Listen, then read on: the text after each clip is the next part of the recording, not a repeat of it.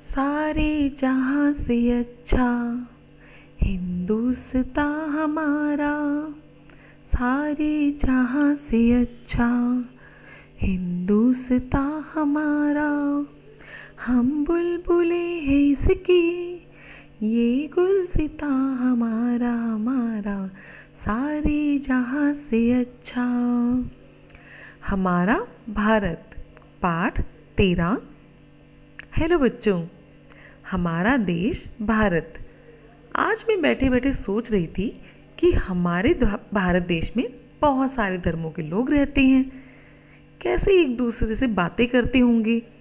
कमाल है ना हमारा देश, जिसमें अलग अलग धर्मों के लोग रहते हैं।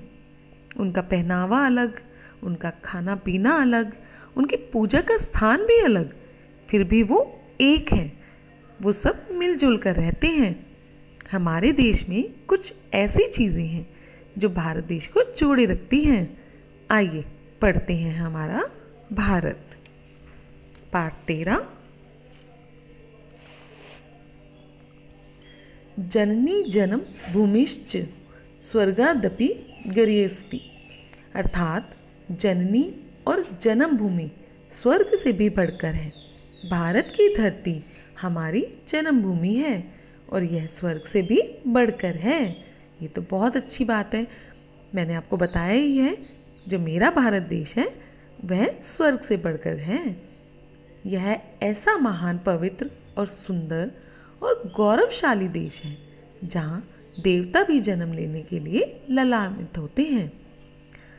हिमालय से हिंद महासागर और असम से कच्छ तक विस्तृत यह भूखंड भौगोलिक, ऐतिहासिक, भौतिक, सांस्कृतिक और कलात्मक सभी दृष्टि रूपों में संसार के अन्य सभी देशों से निराला और अद्वितीय है।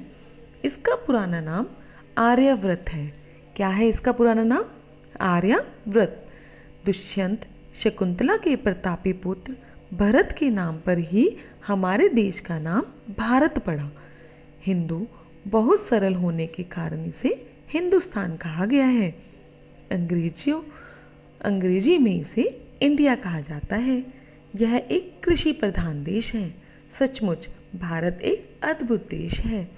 किसी समय हिंदुस्तान के अंतर्गत पाकिस्तान, बांग्लादेश, म्यांमार, इंडोनेशिया आदि देश भी आते थे, किंतु आधुनिक भारत उत्तर में कश्मीर से लेकर दक्षिण में कन्याकुमारी तक और पूर्व में असम से लेकर पश्चिम में कच्छ तक फैला हुआ है। उत्तर में हिमालय भारत माता के सिर पर हिम मुकुट के समान सुशोभित है। हिम मुकुट मतलब बर्फ से बना हुआ मुकुट, तथा दक्षिण में हिंद महासागर इनके चरणों को पखारता है। पुण्य सलिल, गंगा, यमुना, कृष्णा, कावेरी, नर्मदा, रावी, ताप्ती, सतलुज, व्यास, ब्रह्मपुत्र, गोदावरी आदि नदियाँ अपने पवित्र जल से इसे सींचती हैं। सहस्त्रों जाने वाला कश्मीर भारत में है और संसार की सबसे ऊंची चोटी माउंट एवरेस्ट उसके पड़ोस में है। जलवायु की दृष्टि से यह देश विश्व में सर्वोत्तम है।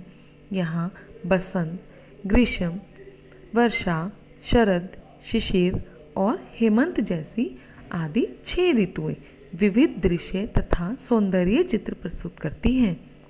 कौन कौन सी 6 ऋतुएं हैं? ग्रीष्म, वर्षा, शरद, शिशिर और हेमंत। नेक्स्ट, भारत संसार का सबसे बड़ा लोकतांत्रिक राष्ट्र है।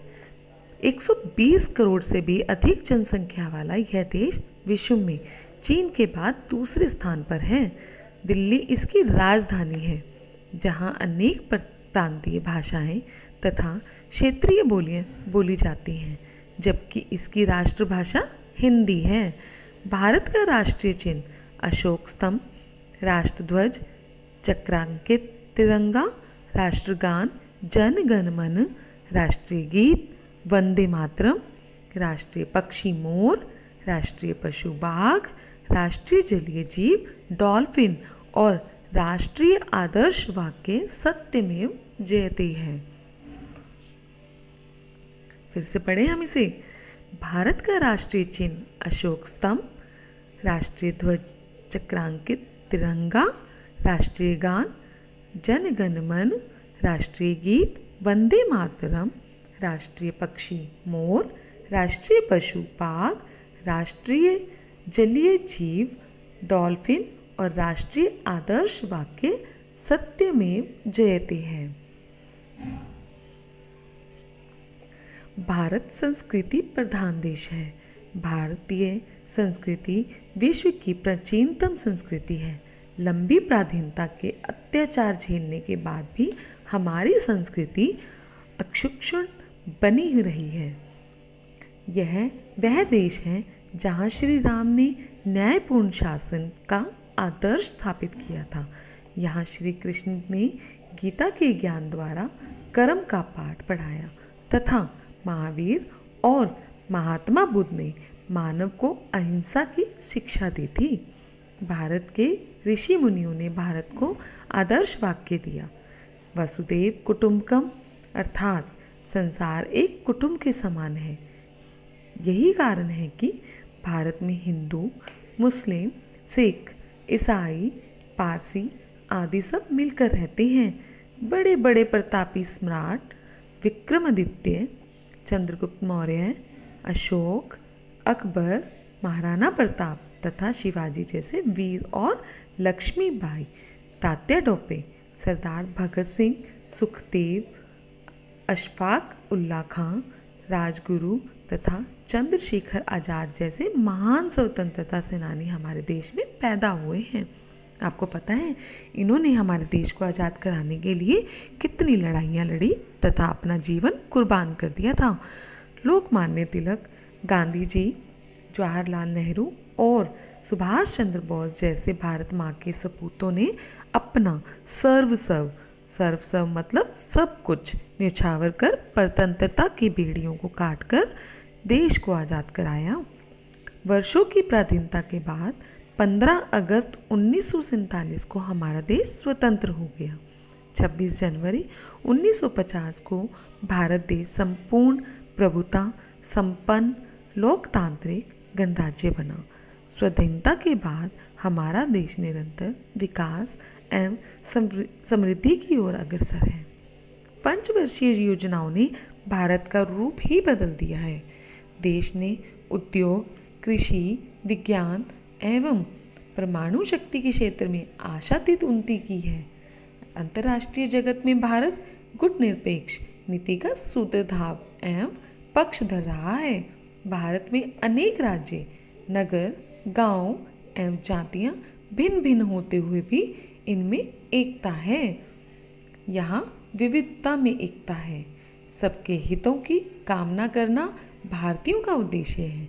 हम भारतीय हैं और हमें अपने भारत देश, महान भारत देश पर गर्व है। तो बच्चों, कैसा लगा आपको अपने भारत देश के बारे में पढ़कर? अच्छा लगा ना?